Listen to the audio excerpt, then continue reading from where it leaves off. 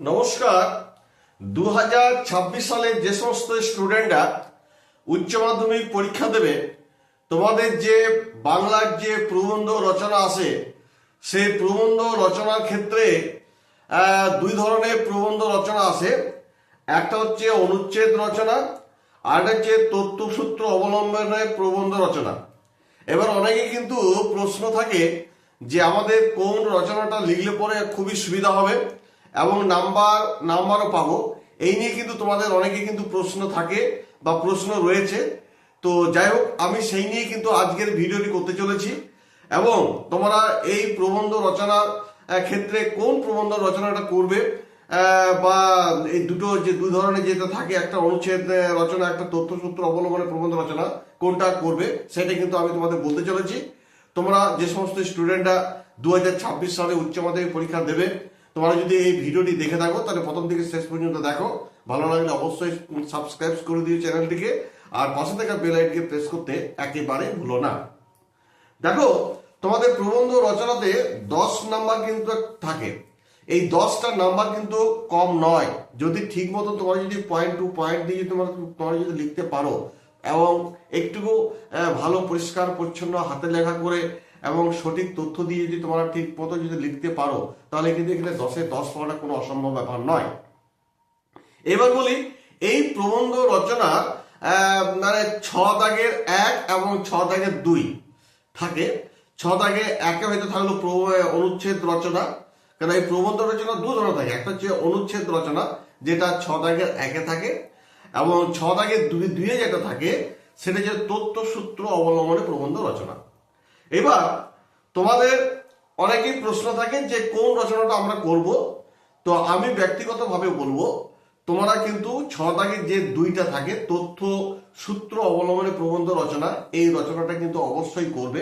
তার কারণ হচ্ছে এটা হচ্ছে একটা জীবনীমূলক রচনা, এবং সেইখানে যার জীবনী সম্বন্ধে বলা হবে সেইখানে কিন্তু খুব ছোট ছোট ভাবে অনেকগুলো কিন্তু তথ্য দেওয়া থাকে। যেমন ধরো, জন্মস্থান দেওয়া থাকলো, বংশ পরিচয় দেওয়া থাকবে, পিতামাতার নাম দেওয়া থাকবে, শিক্ষাগত যোগ্যতা দেওয়া থাকবে, তার কর্মজীবন দেওয়া থাকবে। এরকম ছোটখাটো অনেক তথ্য দেওয়া থাকে।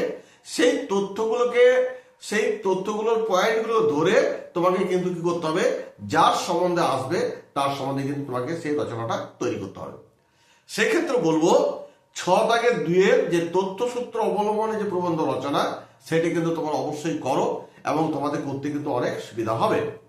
এবার তোমাদের অনেকেরই প্রশ্ন যে স্যার, তাহলে আমরা কার কার জীবনী সম্বন্ধে পড়ে যাব? এটাও কিন্তু একটা প্রশ্ন। তো যাদের সম্বন্ধে পড়বে, যেগুলো খুবই গুরুত্বপূর্ণ, সেগুলো বলে দিচ্ছি, তোমরা খাতার মধ্যে নোট করে নাও। প্রথমত হচ্ছে মহাশ্বেতা দেবী সম্পর্কে করবে। 2 নম্বর করবে বিশ্বকবি রবীন্দ্রনাথ ঠাকুর। 3 নম্বর করবে স্বামী বিবেকানন্দ। 4 নম্বর করবে মাইকেল মধুসূদন দত্ত। 5 নম্বর করবে নেতাজি সুভাষচন্দ্র বসু। 6 নম্বর করবে বিদ্যাসাগর। এবং 7 নম্বরটা খুব ভেরি ভেরি ইম্পর্টেন্ট, শতবর্ষ আলোকে তোমার ধরো নারায়ণ দেবনাথ, এটা একটা করবে। 8 নম্বর করবে লতা মঙ্গেশকর। 9 নম্বর করবে সন্ধ্যা মুখোপাধ্যায়। 10 নম্বর করবে সমরেশ বসু। 11 নম্বর করবে সত্যজিৎ রায়। এবং 12 নম্বর করবে ঋত্বিক ঘটক।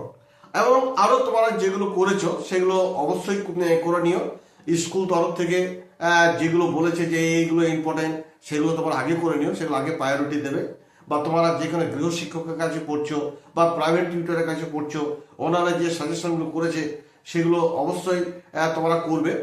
আর আমার যেগুলো আমি যেগুলো বললাম সেগুলোর মধ্যে যদি তোমাদের করা থাকে তাহলে খুব ভালো কথা। আর তা না হলেও কিন্তু মোটামুটি যে কটা বলে দিলাম এগুলো কিন্তু তোমরা অবশ্যই করো, এর মধ্য থেকে তোমরা কিন্তু পেয়ে যাবে। আবার তোমাদের বলি যে প্রবন্ধ রচনা 2 ধরনের থাকে। 6 দাগের 1 হচ্ছে অনুচ্ছেদ রচনা, এবং 2 নম্বর হচ্ছে যে 6 দাগের 2 যে থাকে তথ্যসূত্র অবলম্বনে প্রবন্ধ রচনা। তো তোমরা এই তথ্যসূত্র প্রবন্ধ রচনাটা অবলম্বনে প্রবন্ধ রচনাটাই করবে। কারণ এখানে যার জীবনী সম্বন্ধে বলা হবে, ছোট ছোট তথ্যগুলো দেওয়া থাকে, সেই তথ্যগুলো অনুসারে তোমাকে কি করতে হয়, সেই রচনাটা তৈরি করতে হয়। যাই হোক, যদি আমার ভিডিওটি ভালো লেগে থাকে তাহলে অবশ্যই কিন্তু একটা লাইক করে দিও। তো মোটামুটি তোমাদের একটা আইডিয়া দিলাম যে প্রবন্ধ রচনার ক্ষেত্রে তোমরা কোনটা করবে। আর পরিশেষে বলে, আর তো তোমাদের টাইম নেই, জাস্ট আর জানুয়ারি মাসটাই টাইম রয়েছে, ডিসেম্বর তো শেষ হয়েই গেল, আর একদিন দুদিন বাকি আছে। অতএব তোমরা একটু মনোযোগ দিয়ে পড়ো যাতে তোমাদের রেজাল্ট ভালো হয়। ধন্যবাদ।